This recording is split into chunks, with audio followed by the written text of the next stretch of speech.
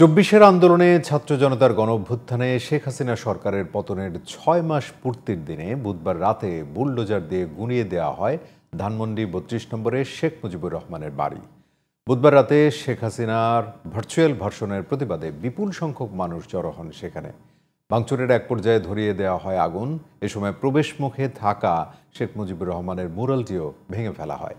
বিক্ষুব্ধরা বলেন ১৬ বছরের গণহত্যাকারী আওয়ামী লীগকে দ্রুত নিষিদ্ধ করতে হবে। বিস্তারিত হাসান আল মামুনের রিপোর্টে। গেল বছরের ৫ আগস্টের পর বুধবার আবারও উত্তপ্ত হয়ে ওঠে দেশ। ভারতে পলাতক শেখ হাসিনা সহ আওয়ামী লীগের নেতাদের সাম্প্রতিক রাজনৈতিক তৎপরতায় বিক্ষুব্ধ করে তোলে ২৪-এর গণ অভ্যুত্থানের বিজয়ী ছাত্র জনতাকে। এমন বক্তব্য সামাজিক যোগাযোগ মাধ্যমে ভাইরাল হওয়ার পাশাপাশি রাত ৯টায় ছাত্রদের উদ্দেশ্যে শেখ হাসিনার বক্তব্য দেওয়ার ঘোষণায় ফুঁসে ওঠেন ৩৬ জুলাইয়ের বিপ্লবীরা। রাত ৮টায় ধানমন্ডির ৩২ নম্বরে শেখ মুজিবুর রহমানের বাড়ি অভিমুখে বুলডোজার মিছিলের ঘোষণা দেয় বৈষম্য বিরোধী ছাত্র আন্দোলন। দলে দলে ছুটে আসেন ছাত্র জনতা। আওয়ামী লীগ ও ফ্যাসিবাদ বিরোধী স্লোগানে মুখর হয়ে ওঠে পুরো এলাকা। সবার চোখে মুখেই তখন বাড়িটি গুঁড়িয়ে দেওয়ার প্রত্যয়। ধানমন্ডি ৩২-এ এই ছাত্র জনতা কেন এসছে? তাদের ক্ষোভের বহিঃপ্রকাশ ঘটাতে তারা এসছে। তারা বলতে এসছে আওয়ামী লীগকে নিষিদ্ধ করতে হবে।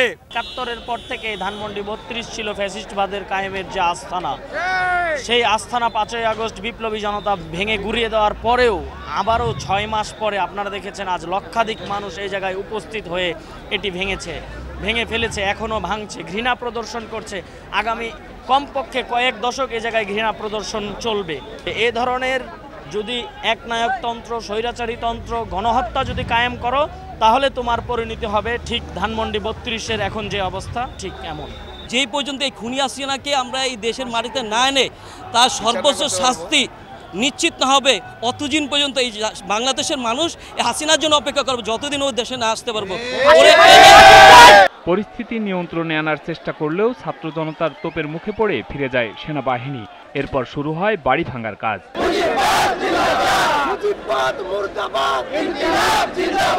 শুধু বাড়ি ভেঙেই ক্ষান্ত হননি তারা, ধরিয়ে দেয় আগুনও। প্রায় ঘণ্টাখানেক পর একে একে কাজে লাগানো হয় ৫টি বুলডোজার। সে সময় উল্লাসে মেতে ওঠেন ছাত্র জনতা। বাংলার জমিনে যেন আওয়ামী লীগের নাম নিশানা না থাকে, এই জন্য মানুষ ঝাঁপিয়ে পড়েছে। আমি গর্বিত যে যেখান থেকে ফ্যাসিবাদের উত্থান হয়েছে সেখানে আবার ফ্যাসিবাদের কবর দেওয়া হচ্ছে। তাদের কাছে একটা মেসেজ গেছে যে ফ্যাসিবাদের যেখানে উত্থান বা গল্পের শুরু হবে সেখানেই ঐক্যবদ্ধতা শুরু হবে, আমাদের ইউনিটিটা সেখানেই। এছাড়া শেখ হাসিনার বাসভবন সুধা সদনেও আগুন ধরিয়ে দেয় বিক্ষুব্ধ ছাত্র জনতা। Hasan Al Mamun, GTV news, Dhaka.